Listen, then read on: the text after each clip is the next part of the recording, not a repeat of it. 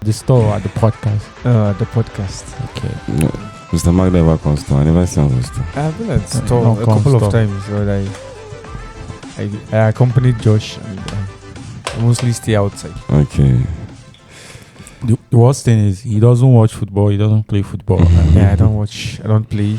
You dey watch tennis beer? No, We I dey do watch more of the basketball. pool. I do more of the pool indoor. Okay. Pool guys.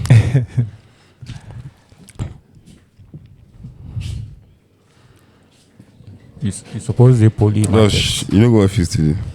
Yeah, we were Freedom. supposed to have classes today. So Freedom, no quarry.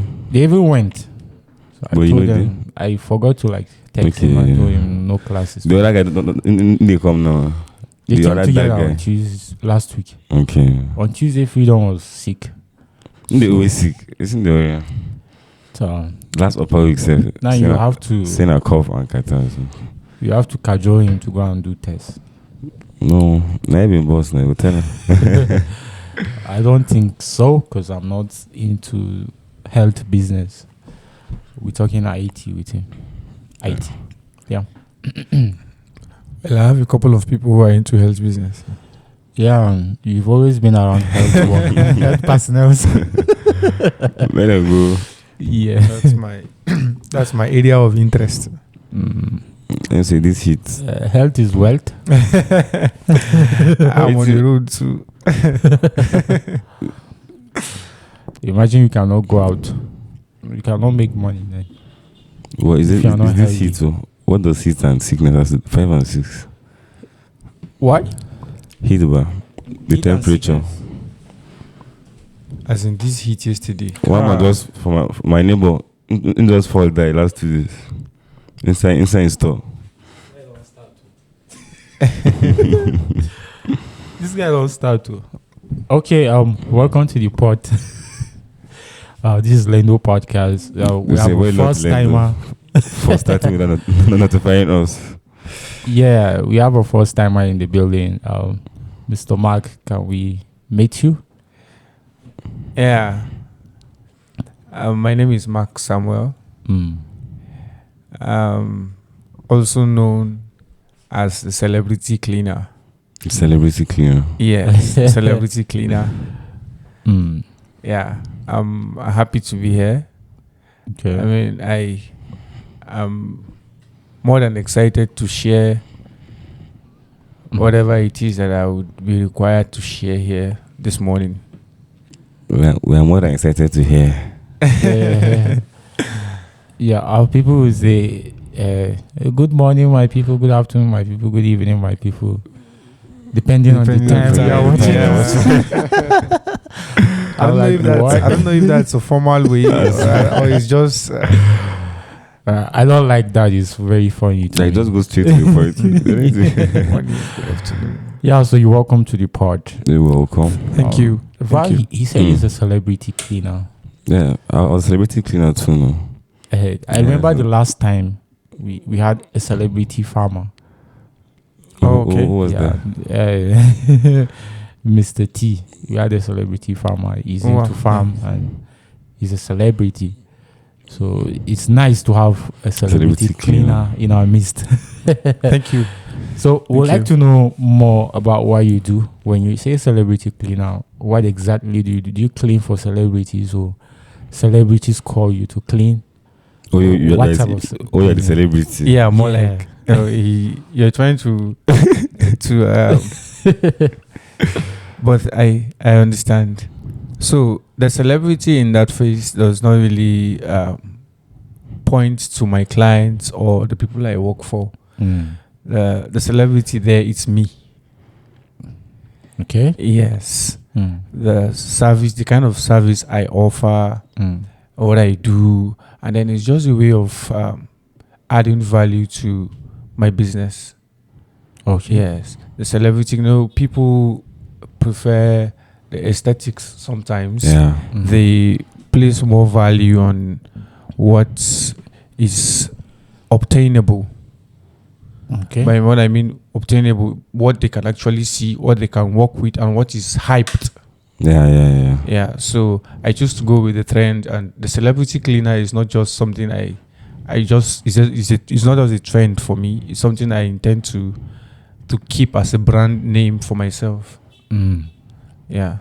Okay. So at the long run, it will still reveal itself if I actually clean for celebrities or.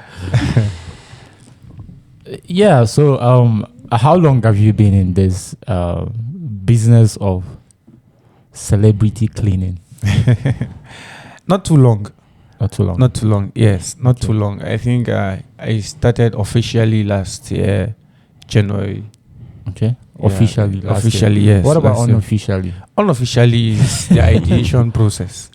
Yes, I've had the idea, and then I even with the idea, I got to realize that ideas are cheap. Very, very Yes. cheap. Yeah. Ideas are The fun cheap. thing. Like VAR has like 1,000 Yes. of ideas. Yeah, ideas are Does very have. cheap, but then the ideas will still be in your head. Whatever it is that you have, Yeah. it will still be written in that paper. You put it down if it has not been materialized. So you start officially the day you either register the business or make it known to the public that this is what you do. Yeah. So that's why I said I started officially last year, January, but then I've had the idea. So the idea is just something within me. For how Nobody long? knows. For how long did you have that The idea? idea For before. how long has the idea been vanishing in your heart? Permit me to say, the idea was, I didn't harbor it for too long. Okay. Yes, I didn't harbor it for too long because I was at the point of graduating from the university when I've been around entrepreneurs. Okay. I've written journals, books on entrepreneurship. I've seen it work for other people. So I was at the point of graduating from the university, and then I just had to sit myself down and ask myself, okay, so what next after graduation? Yeah. Yeah, what next? Am I going to sit down and wait for NYSC? The popular route. Yeah, am I going to sit down and wait for NYSC? Even though I know I can put one or two things together, I can put calls and make sure I get engaged in one or two companies based on people I know around. But then I have always envisioned working for myself. I always want to be the activity guy. I always want to be the coordinative type. Yeah, I want to make sure things are done the right way. I just want to move around. You understand? So I as funny as it sounds, I got the whole idea of cleaning and outsourcing of stuff from a movie. I thought you wanted to say from a madman. I got an idea from a madman. I didn't got the idea from a madman. From a movie. I got the idea from a movie, honestly. That's interesting. Yes, I got the idea from a movie. So after, back to the whole process, after I sat myself down, talked to myself, and then I had to, I watched this particular movie where a young man came back from work, very tired, and then he had to call an agency to deploy a house help for him. And now the house help came the next day morning. He left for work, and then by the time he's back, he was not satisfied with her performance for that day. You understand? So he had to call the agency immediately to request for another person. Okay. I was like, okay, this is supposed to be a thing. Yeah. That is it. This is supposed to be a thing, and I haven't heard of any in my locality. Yeah. I haven't heard of any in Bauchi, and then I've been familiar with businesses. Yeah. I haven't heard of any. I was like, okay, this is supposed to be. We can actually make it a thing if it is actually it works. I've seen security companies outsource security personnel. I said, okay, the idea can actually be passed through with that of the domestic staffing, and then I had to coin that of the cleaning, which is something I actually enjoy doing right now. So the whole idea came up after I immediately after my exams. final exams. I had to start the process of business registration. I contacted 1 or 2 people who I know are into the business of registration. Yeah. And then I got the process started. So how's the process going? Like, how is it going? Like on the books, outside, clientele management and stuff. Well,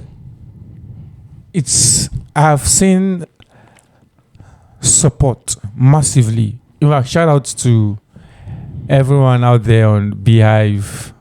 Like, I've seen massive support. Bauchi State, the people I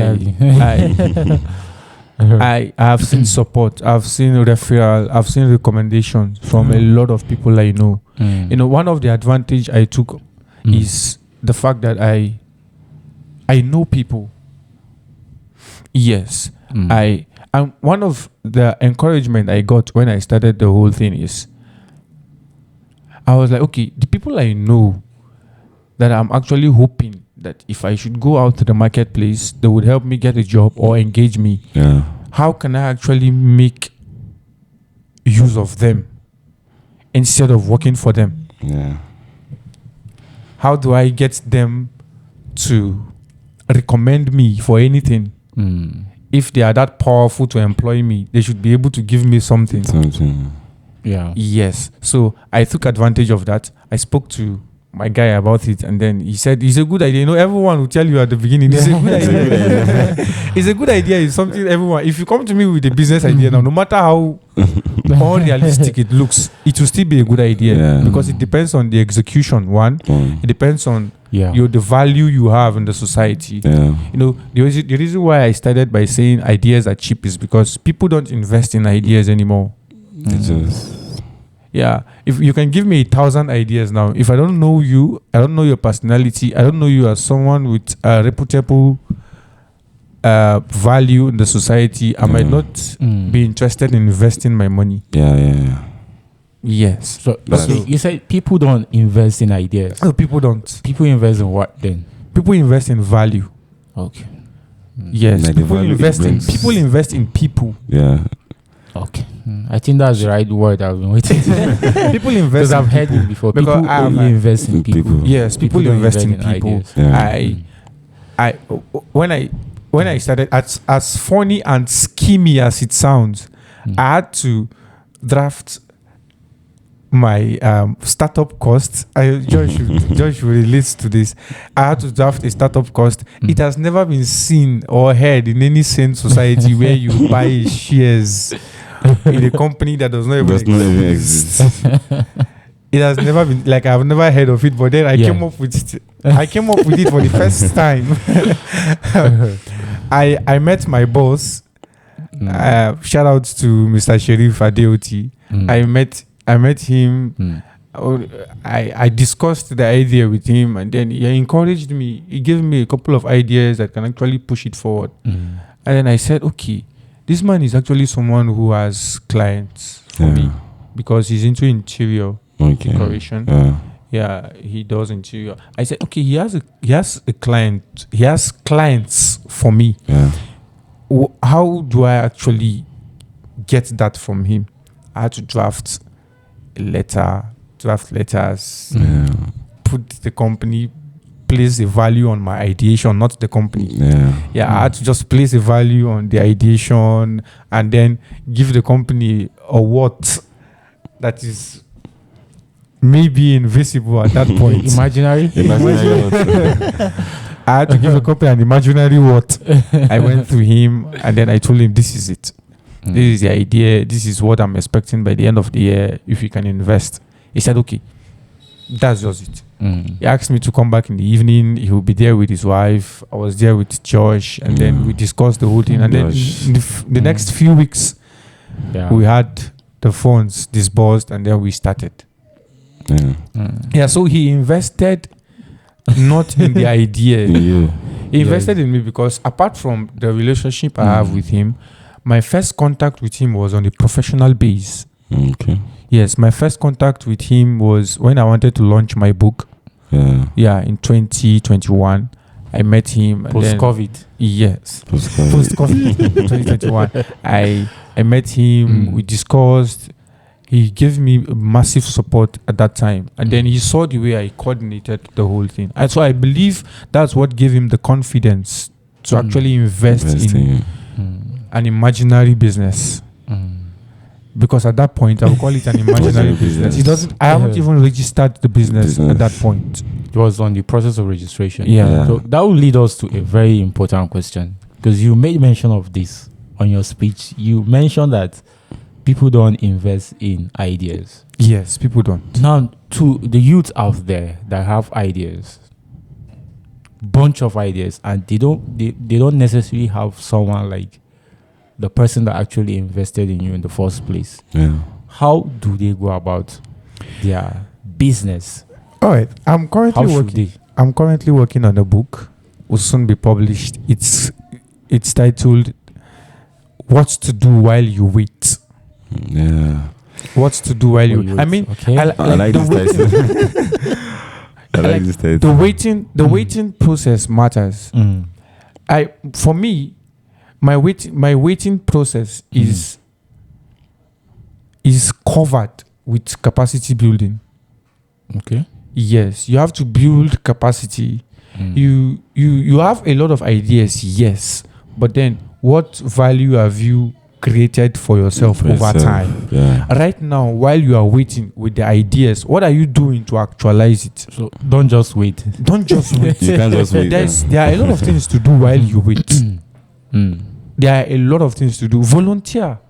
Go into the corporate world. Look for an NGO who are engage yourself. Insane. There are a lot of people out there who are not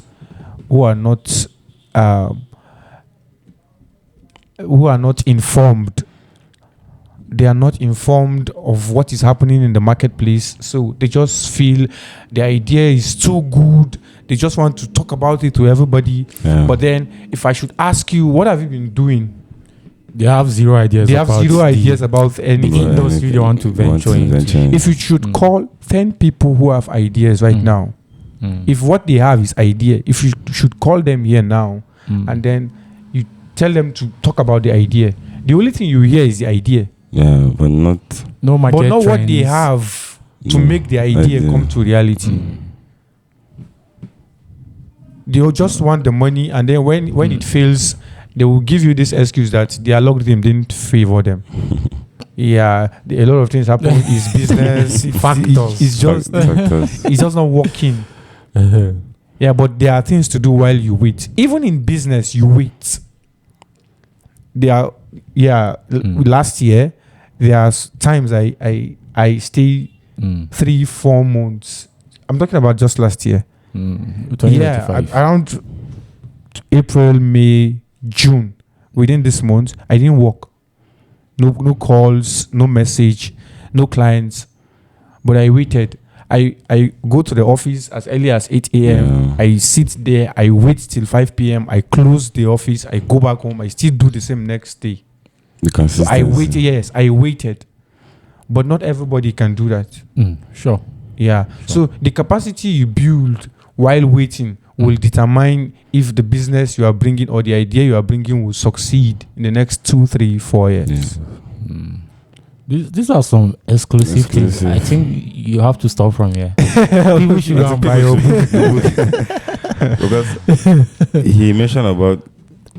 I didn't know he was an author. He wrote books. Just didn't tell me that. Unfortunately. Well, we don't talk about people. So you mostly write about entrepreneurship, business. Yes. And does it make it easy? Let's say for you in particular, like to venture into business and stuff. Based on you wrote books. Like, is it easier for you based on like you see what is coming maybe before it arrives or some stuff like that? Or it's the same thing as everybody, like the ups and downs of business? I mean, the real world is different out there. A lot of people that write this book, if you put them down and then give them money to actually go into business, Yeah. they would Fumble. If I should write another book right now, I'm telling you the depth will be different from what I did the first time. Sure. Because I have a first-hand experience of what it feels like. To be in the Then I okay, it's an inspiration, but right now it's an experience. I didn't find it that easy because what I wrote was a theory. Right now, I have to go into the marketplace and see for yourself. And right now, I've gathered wealth of experience in the last 14 months that I can actually talk about. And yes, talking about that, how different is it? You'll be frustrated. Yes. In your first book or first publication, there are some things probably that you did not capture. You were not informed. Right? Yes. And now you are informed based on experience level. Yes. You are informed. And how big is the gap between your first book and your experience? I think the gap should be a very wide one. Because if you call someone in Bakin Kura right now, if you call him to this podcast and have someone who is very apprehensive sit right there, and then you ask him about his business, that person can actually give you a whole journal from this podcast. If the person writing is actually reasonable enough to know what's up. Do you understand what I'm saying? The person you got from Bakin Kura, he does not have the time to write. But if he should speak right now, you will get a lot. Enough to publish. Enough to publish. So the practical world in business is entirely different. I know a lot of authors that actually went into business before they wrote entrepreneur journals or entrepreneur related books. And now I know the reason why. Okay. Now I know the reason why. Meanwhile, there are other people who are inspired and then they just want to write. And at that point, I just wanted to express something. I just wanted to come out. Yeah. Do you understand? So it was not a wasted effort for me because it actually gave me a leverage. And I'm actually working on right now. Yes. Yeah, I wanted to come out. Yes. It was an inspiration. Yeah. Was there experience? No. There was no experience. But now I have experience. Oh, yeah, Mr. Mark. So, talking about books in particular, sometimes people will make statements like politics is local. Yeah. You have to go to the grassroots. So does that apply to business? Is business local? Very local. It's very local. Okay, Yes. if business is very local, then I think we should read more of local business-related books than American authors. An American author, or does it apply? Is there a certain rule in business that applies globally? Let me quote Dr. Olumide Emmanuel. He said, I knew you were going to do that. Okay, let me quote him. He said, if you grow up, you'd stay up. And whatever takes you there would be what will sustain you. But if you jump up, definitely gravity will bring you down. Yeah. So the reason why I said business is local is you have to understand processes. You need to go through the hard times. People that went into business with huge money, some succeed and some do not. Yeah, you just start a business and then you have money to go into real estate. You just start by buying a property worth 200 million, then you're expecting 20-30% interest on it. By the time you fall, you will not realize the reason why you fell. Because you didn't start from buying land of 150, 300, 400K. Yeah, exactly. I was a member of the Adeleke family that said that. Yeah, you have to start. You have to start by buying a piece of a plot, 300K, 400K. Make sure you sell and make profit, and then you grow. Is the process? Everything in life, you must, just the way you go to schools and study, it takes you like 5 years, 6 years. Don't expect to come into the business world and then you make millions in a few months. Yeah, so it takes time to grow. It's in the growth process you will learn to wait, you will learn to manage, and you will learn that there are rainy seasons in business and there are dry seasons in business. So what you do with the rainy season is what will sustain the dry season. So business is local, yeah. Business is local. Yeah, it is. It is. Okay. I have a question about frustration management, because now this question is for me personally. Okay. Because I have a company too.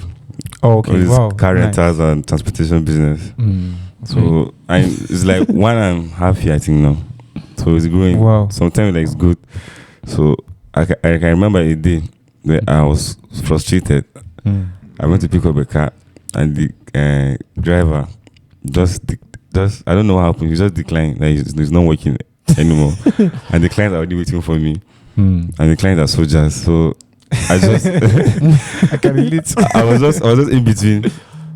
So like I was not even picking the calls. So I just had to pick the call and just tell them that no, it won't work and so because the time frame is too short. For you to get another option. And I was supposed to go to Josh's office, and where I went to pick the car was where I said that Doka Kagedamasen. I started working. I was thinking that because I wanted to climb back, I started working before I realized I don't reach. I don't reach main road. I didn't even know the time that I reached main road. Yeah. Like I was just so. And most of the time, you just feel like, oh, this shit. I don't want to do them again, all this kind of stuff. But you come back home and you be like, okay, we'll just try tomorrow. Yeah. So like for you, like how do you make it? Because I want it like I should be able to like beat it like faster, not take me like a longer period before beating the frustration. Okay. Because if you carry it for a long time, you see like you kill your day entirely frustrated. So is there any way that I can make it like I can just get frustrated and just maybe just come back like easily? Back to The reason why you felt that way is because you didn't have a second option. Yeah. You had a driver that you so much depend on. Managing people, I've realized so far, if I should write another journal right now, it should be about managing people, most especially staffs. That's the most stressful thing. Yes, it's the most stressful thing in business right People now. management. Most especially if you work with young people of my generation. Gen Z. Yes, they like I'm currently managing over 40 staffs. Yeah. Yeah. I know I have staff manager, I have a supervisor, but then you just have to keep reminding them every day.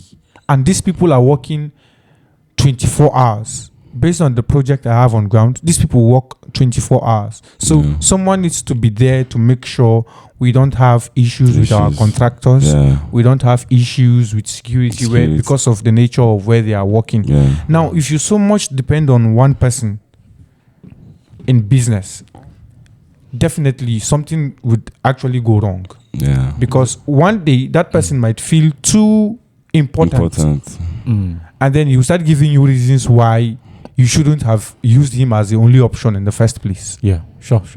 Yeah. So don't give. Always, there is this thing I do in business, in my line of business. I do everything that I employ someone to do. Yeah. I do it first. Before I deploy you to a particular spot, I make sure I have a first-hand experience of how it actually works there. Yeah. If I am employing a supervisor, I must be a supervisor. If I am employing a cleaner, I have been a cleaner. I am still a cleaner. Celebrity and I think I will still be a cleaner.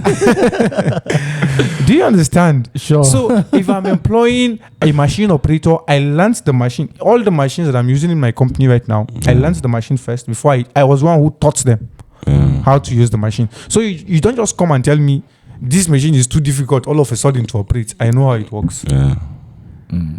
So in your case, I think maybe you have a driver driving too. disability. Okay, He's a driver. that means you shouldn't be frustrated at any point. Once the guy drops the job, you pick the car, go get them. Yeah, it's not. It's the car availability. It's the car availability. Okay. Yeah. The guy you employed has the car. Yeah. Oh. No, but I'm glad I dropped in. Okay. Yeah. Okay. Then you should work on getting a car then. Yeah. In the process. Yeah, you should. It's essential to your line of business. Sure. It's essential. Yeah, so I realized that we've been talking about a lot of things to the moment that we've drifted a little bit from cleaning. Yeah. Okay. So let's go back to cleaning a little bit. Then Okay. we'll call it a day. Yeah. All right. So your experience so far as a celebrity cleaner in Bauchi, what are the types of clients that your business was able to attract? And can you give us a specific number of businesses you've worked with or individuals for the past 14 months?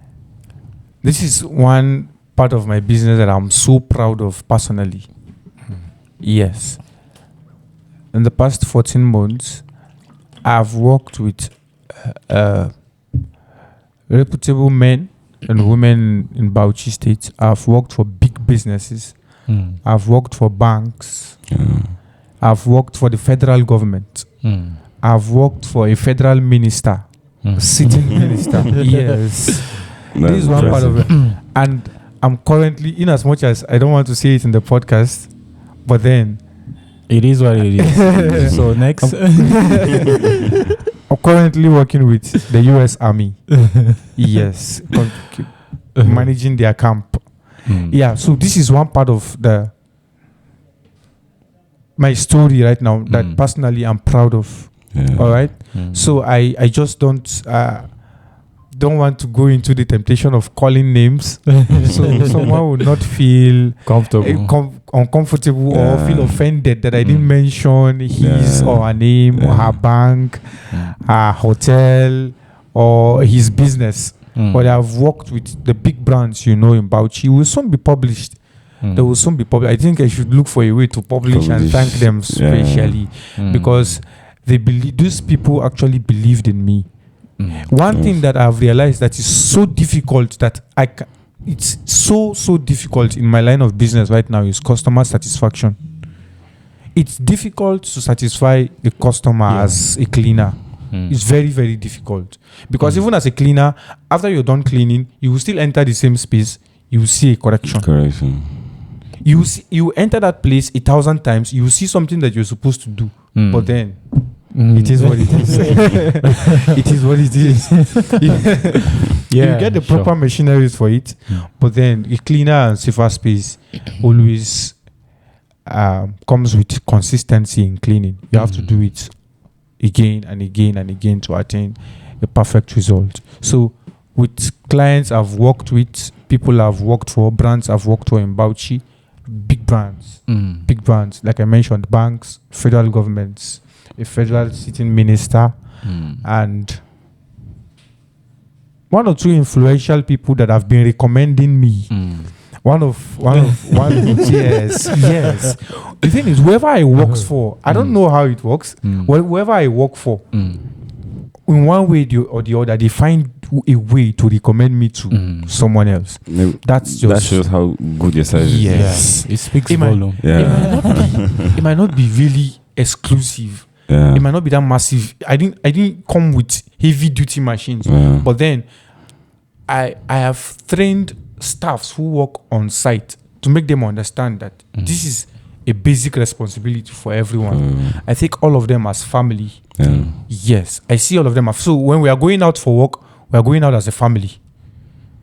If you come to where I work, you hardly identify who is the boss there. Because you see me involving myself. Sometimes you would even be asking. There was this client that came and gave us a job. I haven't met him. So his driver was one who took us to his house. And he made payments and then we were there. We chatted and then he said he will be coming by 4 p.m. I forgot. So I was there. I was with my uniform. I was in my uniform that day. I went home. Something happened. I fell on the ladder while walking. So something happened. My clothes got stained. I went back home to change. I came back.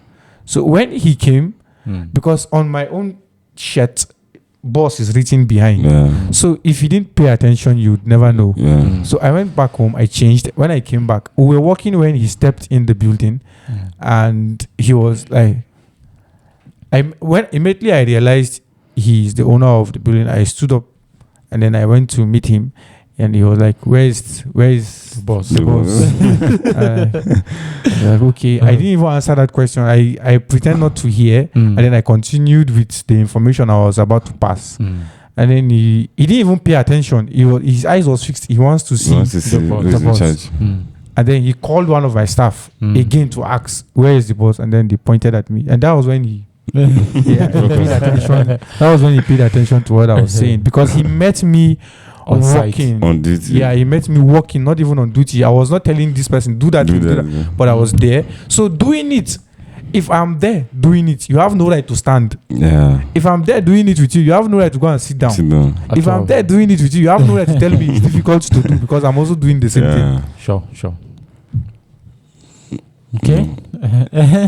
I'm actually impressed because I had a first-hand experience with you, and you see this frustration part. I was like, okay, so this is how it's, because I just wanted to have an experience just to see how things are moving based on different perspective of the working and this thing. And when I went there, I was like, man, I need to work hard on my game, because yeah. When I came back, when that's what I was saying to myself, I said, man, I need to work hard on my game, because I really like to see other people work. Like, let's see other people in the line of maybe controlling things and doing other things. So it gives you this, you know whether you're pushing harder or you're just reluctant or some things like that.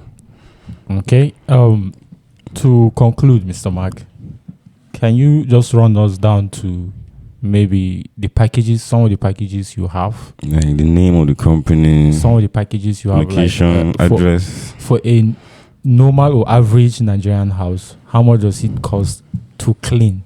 Hope it's not only celebrities that are hired. No. And then for a big man's house, like a big bungalow, how much does it cost? And for corporate cleaning, all these things. So just tell us. You see, the thing with cleaning, sometimes we find it difficult to give an actual price. I've refunded a lot of people because I made the mistake of bridging inspection before talking price. So I had to bear the cost, and at some point I've done a couple of refund in that regard. So I don't intend to make that mistake anymore. So imagine you call me and then you tell me it's just a 3-bedroom or a 4-bedroom duplex, and then you just have a BQ and stuff like that, and then on getting to the place I realize the house is actually owned by Shafa. We have to reconsider the pricing. Yeah, and not even the personality that owns the house. Sometimes the job is not usually the same. There might be a lot to do in a 2-bedroom. Yeah. More than what I have to do in a 3 or 4-bedroom. So if I measure the weight of the work based on hearsay, or based on the rooms that are available in the building, I might get it all wrong. So we just prefer going there, see the volume of work available, and then we talk price. So we will know what is needed. So averagely, like, someone can start cleaning his house from what price to? Okay, let's talk about the stages of the housing first. Is it the post construction cleaning where they have just built the house newly, or they have cleaned the house before and then they are already residing? It matters from what I understand, from what you say, you can't even mention a price. I cannot. But then I can give a range. Yeah, but just give us a range for post construction cleaning. If the house is new, has just been built, yes, we can, for a 3-bedroom without a BQ, but guest room either outside or inside the building, we can walk around 80 to 120,000. Okay. Yes, 80 to 120,000, and then Okay. for if we are cleaning and fumigating, the package total is around 150 to 180,000. Okay. Mm. Yes. All right. And then for industrials, Mm. either post Mm. post constructed or already in use, Mm. we work around 150 to 200,000. Oh, Fumigation okay. in such areas also cover around Mm. 60, 70, 120, depending on the size of the building sometimes and the surroundings. And Oh. also it depends on your complaint. Yeah. Is it deep cleaning? I'm like, no, I'm a medical doctor in this aspect. So you bring the complaint based on what you have been disturbed with. Is Yeah. it pest? Is it Pest. reptiles? Yeah. So your complaint will determine the price of Okay. the treatment that will be given. Okay. So after fumigation, is there a certain evidence that is being given to that particular house owner or building owner? For business owners, yes. But for a house owner, we only leave you with the A clean environment. no, we leave you with a clean space and a safer environment. But for businesses, yes, we give certificates of fumigation as required by the Bauchi State Environmental Protection Agency. Yeah. Okay. Yes, which we are partners with right now. That's Basepa. Yes, Basepa. Okay. Okay. All right. I think we've talked a lot, and we still have a lot to talk. Maybe some other time you can have time. Always, To- always. to- We're on the entitled pod. to books, I think. We've talked I about think Josh books. is not entitled to a book, but I'm entitled to a book. When is released? No problem. No Alright. problem. I'll Alright. make sure. No, I'll Val. Alright. Just quickly before we Oh, go, okay. quickly your final words, and in your final words, you just run us down through the types of staffing programs you do, the type of staffs you outsource for businesses or household. Final words in like 2-3 minutes. Okay. In regards to staffing, sometimes it's the construction of the mind. It actually works differently. Yeah. So it actually depends who is calling. Sometimes it's not really about our staffs. It's about the clients that's demanding for a staff. We have to check your records. We have to know who you are. We have to ascertain your values in the society. We have to know how you treat people around you before sending a staff. So in that regard, we send domestic staffs who actually works 3 times weekly. The reason is because getting someone who works as a house help every day is difficult right now. But Yeah. once it has to do with shifts coming 3 times weekly, we actually can control that. Yeah. And so our domestic staffing for household, we run a 3 days weekly shift. Okay. Yes, you can choose any day in the week as a client. You can choose any day, 3 days in the week. Okay. Yeah. And for a professional service, we offer cleaners, secretaries, personal assistants to professional businesses. Okay. Yeah. All right. The price is not far from what you usually pay your staff. You just have to add our agency fee, and that's all. Okay. All right. So thank you very much. Thank you. Thank you so to much. MS. Val, Yeah. you have anything to Gradient. say? No, Mike's my boss now. I think Mark laid me off because of Josh. But I deserve it. All right. No problem. Alright. Cheers.